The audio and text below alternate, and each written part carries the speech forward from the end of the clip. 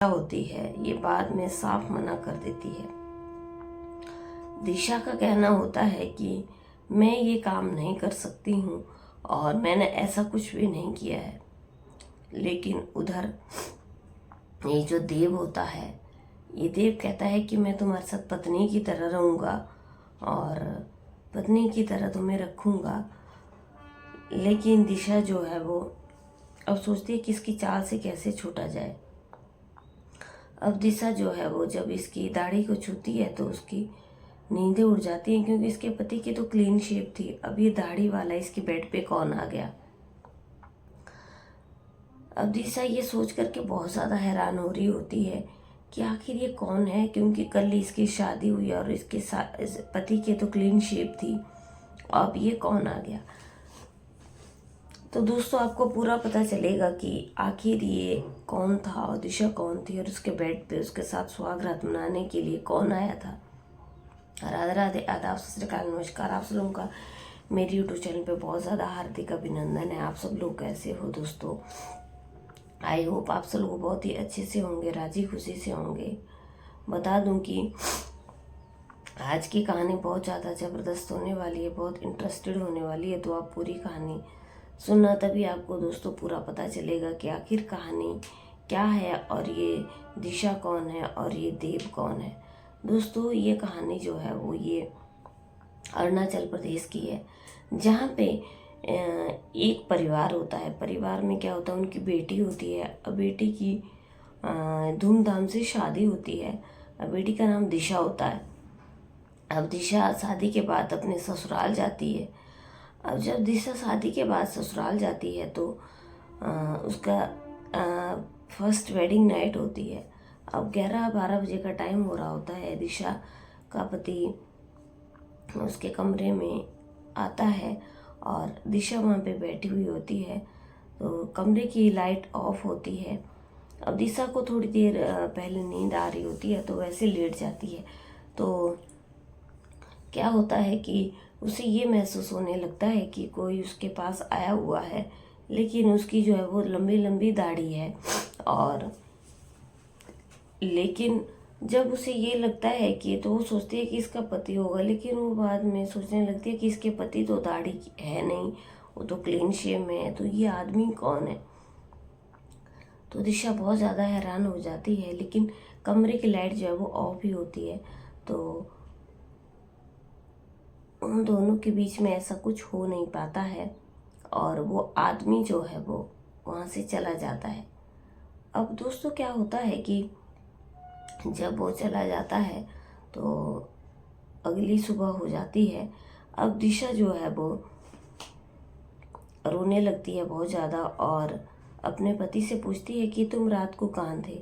तो पति बताता है कि बहुत सारे रिश्तेदार आए हुए थे और मैं रिश्तेदारों की खातिरदारी कर रहा था, तो मैं वहीं पे उनके पास सो गया था।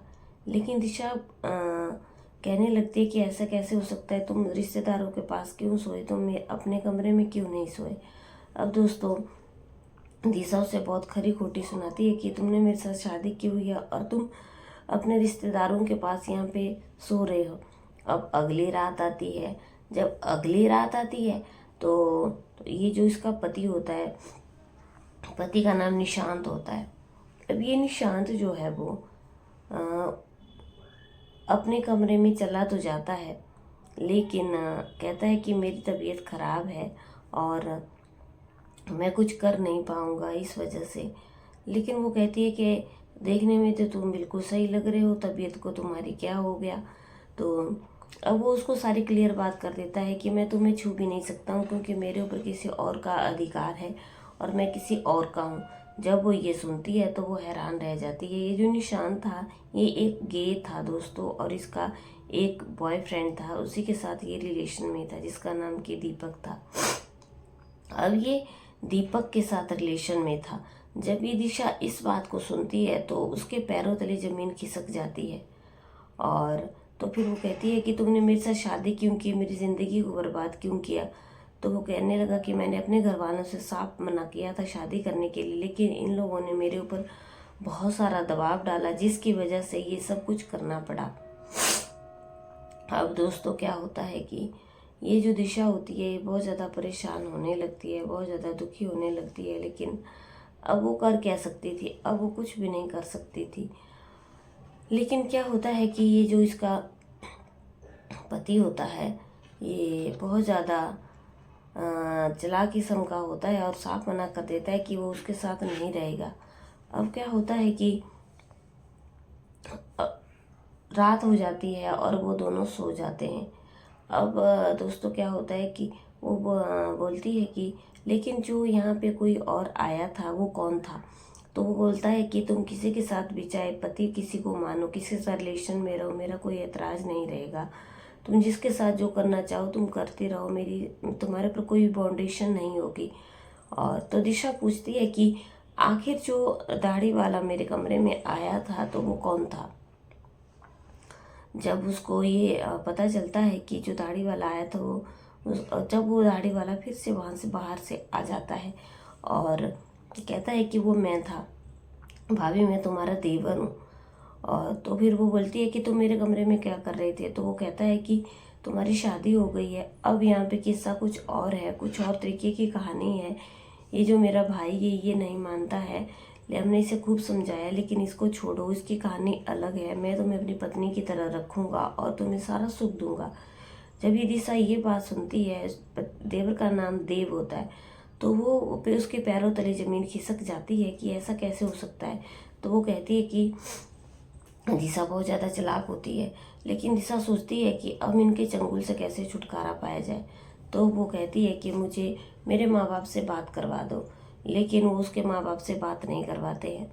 अब थोड़ी देर के बाद उसका ससुर उसके पास आता है और ससुर कहता है कि तुम जो मेरा लड़का देव बोल रहा है अब तुम्हें वही चीज़ माननी पड़ेगी, नहीं तो यहाँ पे बहुत सारे ऐसे लोग हैं जो तुम्हारे साथ तुम पत्नी पत्नी की तरह तुम्हें रखेंगे। अब वो ससुर जो है उसे बहुत ज़्यादा डराता है, धमकाता है। लेकिन दोस्तों वो लड़की बहुत ज़्यादा चालाक थी। अब क्या होता है, अब अगली रात आ जाती है तो अब जो उसका पति होता है वो निशांत, वो घर छोड़ करके चला जाता है, क्योंकि जो उसका बॉयफ्रेंड होता है दीपक वो वहाँ पे आ जाता है और वहाँ पे ड्रामा करने लग जाता है और वो दोनों हमेशा हमेशा के लिए साथ रहने के लिए चले जाते हैं। अब दोस्तों क्या होता है कि ये जो पीछे इसकी पत्नी दिशा रह जाती है, अब रात आ जाती है, देवर इसके कमरे में फिर से आ जाता है। अब देवर जो है वो उसके साथ बहुत ज़्यादा रिक्वेस्ट करती है कि आज मेरी तबीयत ख़राब है, आज तुम मेरे साथ सुहाग रात नहीं मना पाओगे। उसे बड़ी मुश्किल से मनाती है। और अब क्या होता है दोस्तों कि ये जो देवर है वो भी उसकी बातों में आ चुका होता है, लेकिन सो वहीं पे जाता है उसी के बेड पे। तो ये दोनों सो रहे होते हैं, लेकिन दिशा को नींद नहीं आ रही होती है। जब गहरी नींद इसके देवर को आ चुकी होती है तो आराम से दरवाज़ा खोलती है और बाहर चली जाती है और घर से कम 12 किलोमीटर दूर वहाँ से चली जाती है।